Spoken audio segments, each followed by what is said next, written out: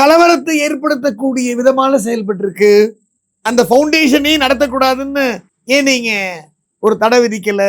ஏன் அவங்க மேல 6 செக்ஷன்ல எத்தனையோ பேர் மேல போட்டீங்க வெறுப்பு பேச்சுல?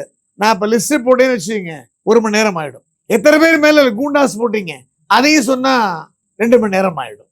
உடனடியா 6 பிரிவுல கானா பாடகர் இசைவாணி மேலையும் ரஞ்சித் மேலையும் வழக்கு பதிவு செய்து, இந்த ப்ரோக்ராம் ஆர்கனைஸ் பண்ணர் மேலே வழக்கு பதிவு செய்து ரிமாண்ட் பண்ணுங்க. வெறுப்பு பேச்சு மட்டும் கிடையாது, வெறுப்புணர்வை தூண்டும் யாருக்கும் மன்னிப்பு என்பது கிடையாது. விளைவுகளை அனுபவித்துத்தான் ஆக வேண்டும். அதான் கஸ்தூரி முன்ஜாமீன் ஜட்ஜ்மெண்ட். உடனடியாக நீங்க செய்வீங்களா?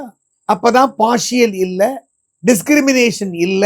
அரசியல் சாசன அமைப்புப்படி, அரசியல் சாசன சட்டப்படி நீங்க உடனடியாக அவங்க மேல வழக்கு பதிவு பண்ணுங்க, அரெஸ்ட் பண்ணுங்க, ரிமாண்ட் பண்ணுங்க. குண்டர் தடுப்பு சட்டத்தில் 2 பேரையும் உள்ள வைங்க. முடியுமா? செய்வீர்களா?